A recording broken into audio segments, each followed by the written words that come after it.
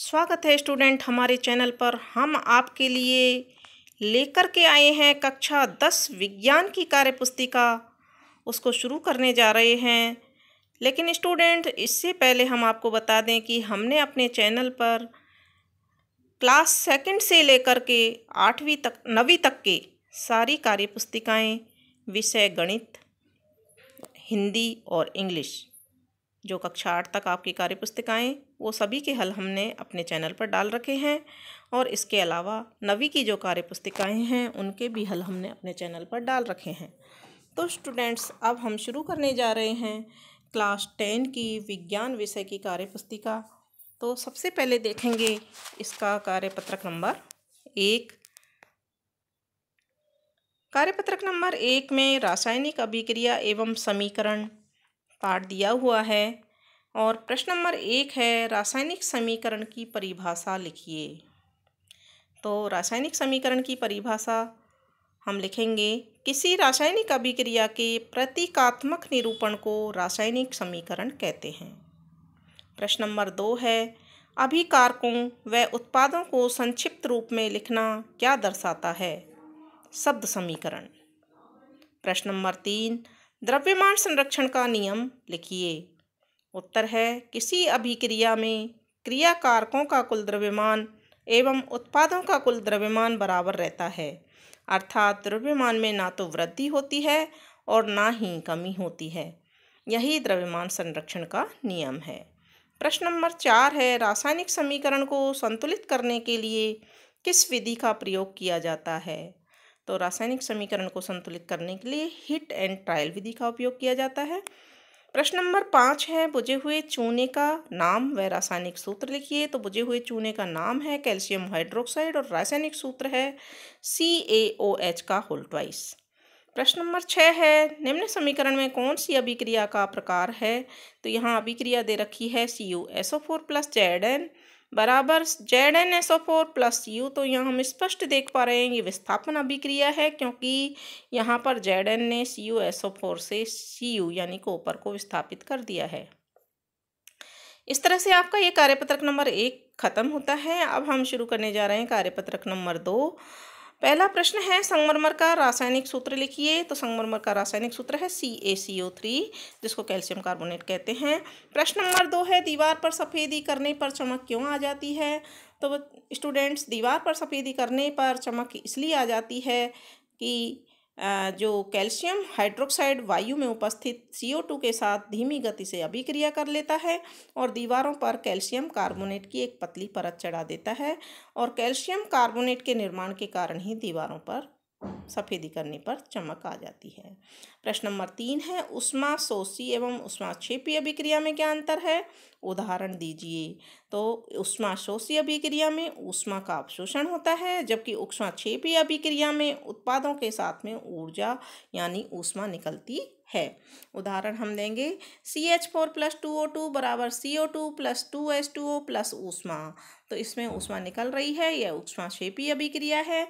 इसके विपरीत 2BbNO3 का होल ट्वाइस इजिकल टू हीट के साथ में इसको प्रयोग किया जा रहा है और बराबर में बनता है 2PbO + 4NO2 + O2, जिसको हम ऊष्माशोषी अभिक्रिया कहते हैं, यानी कि ऊष्मा ग्रहण करके क्रिया इसमें होती है।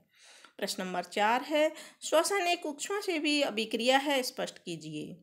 तो हम सब जानते हैं श्वसन एक ऊष्माक्षेपी अभिक्रिया है, क्योंकि इस क्रिया में ग्लूकोज कोशिकाओं में उपस्थित ऑक्सीजन से क्रिया करके CO2 और जल बनाता है और ऊर्जा इसमें निर्मुक्त होती है, जिसकी अभिक्रिया इसका हम देखते हैं। इसकी अभिक्रिया को C6H12O6 + C6H12O6 + 6O2 बराबर 6CO2 + 6H2O + ऊष्मा ऊर्जा। तो इसमें ऊष्मा बाहर निकल रही है, इसलिए ये ऊष्माक्षेपी अभिक्रिया कहलाती है।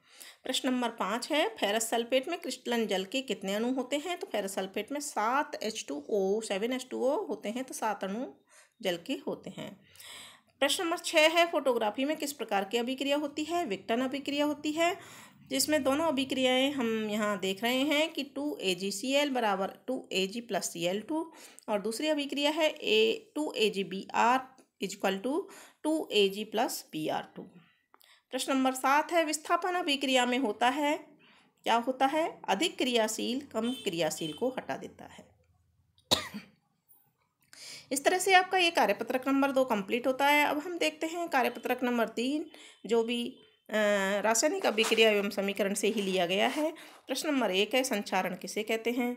जब कोई धातु अम्ल, आर्द्रता आदि के संपर्क में आती है तो ये संक्षारित होती है, इस प्रक्रिया को संक्षारण कहते हैं। प्रश्न नंबर 2 है, किस घटना के कारण चांदी काली पड़ जाती है? तो यह संक्षारण के कारण काली पड़ जाती है, क्योंकि सिल्वर वायु में उपस्थित सल्फर के साथ अभिक्रिया करती है, जिससे सिल्वर सल्फाइड की परत बन जाती है एवं चांदी काली पड़ जाती है। प्रश्न नंबर 3 है, कॉपर के ऊपर हरापन कौन सी अभिक्रिया के कारण दिखाई देता है एवं क्यों? संक्षारण के कारण दिखाई देता है, क्योंकि कॉपर पर कॉपर कार्बोनेट की हरी परत चढ़ जाती है। प्रश्न नंबर 4 है, निश्चित अवधि के पश्चात तेलीय खाद्य पदार्थों का स्वाद क्यों बदल जाता है? विकृत गंधिता के कारण, क्योंकि तेल व वसा का उपचयन हो जाता है। प्रश्न नंबर 5 है, सीलबद्ध चिप्स की थैली में कौन सी गैस भरी होती है? तो सीलबद्ध चिप्स की थैली में नाइट्रोजन गैस भरी होती है। प्रश्न नंबर 6 है, उपचयन अपचयन को परिभाषित कीजिए। तब अभिक्रिया में किसी पदार्थ जब अभिक्रिया में किसी पदार्थ का उपचयन जब होता है जब उसमें ऑक्सीजन की वृद्धि होती है या हाइड्रोजन का ह्रास होता है। इसके विपरीत पदार्थ का अपचयन तब होता है जब उसमें ऑक्सीजन का ह्रास होता है और हाइड्रोजन की वृद्धि होती है।